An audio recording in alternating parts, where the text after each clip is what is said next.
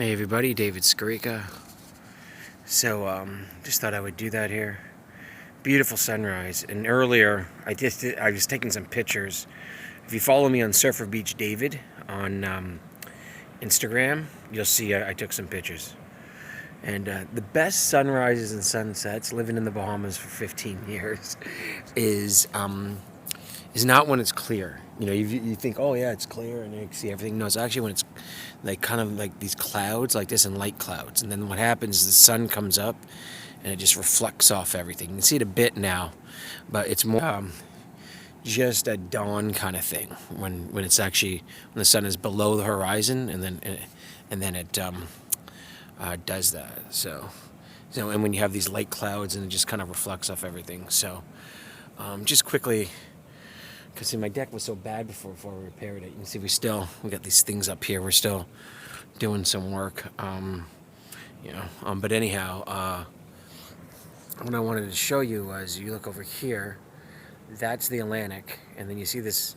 The island is thin. In some areas, the island's like a quarter mile east to west, and that is the Caribbean. So this is really unique in that. This is part of one reason. Despite all the issues I've had with this house, I picked it because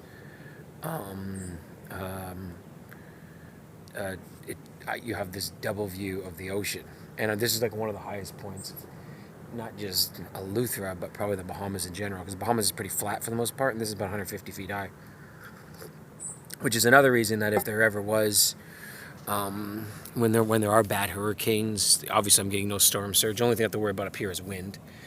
And flooding. No flooding from the ocean, obviously. It would take one hell of a tsunami to get up here. And if there was any truth to climate change or global warming or rising of the oceans, I guess the worst case scenario for me would be I just have my own private island. So that's kind of why I picked that. And that was again the problem in Abaco, where when that storm turned west and it just took everything with it from the Atlantic, it was like a tsunami almost coming through.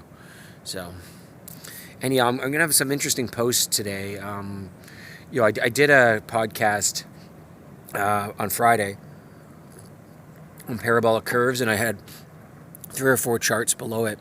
So I haven't done a video in a while, so I'm going to do a video, and like the theme of this is kind of going to be a follow-up, and it's going to be why parabolic curves always collapse. So I'm going to show you the sun kind of coming above those clouds there. I'm going to show you examples of everything from stocks in 29 to the Nikkei, gold in 80, tech stocks, even the uranium bubble, which happened in 2006.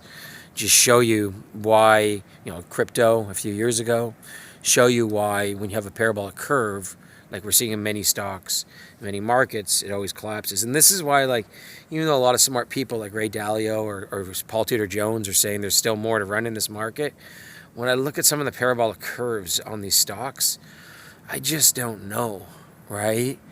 I know a lot of people think that Trump is going to try to do everything he can to prop everything up into the election, but when I look at these parabolic curves again, I just don't know, And let's face it, the potential of a Bernie Sanders or socialist winning, that's going to spook the market as well.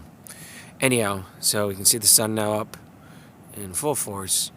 Anyhow, watch out for that video. I just wanted to show you cool sunrise. And you don't get too many sunrises like that here. Like, not everyone is like that. A lot of times when it's clear, it's just, like I said, it just comes up. But yeah, when you get these kind of light, I don't know what they're called, clouds like this, that's when they're always the best. Like one time, I have an old picture of it somewhere in my in my cloud or something.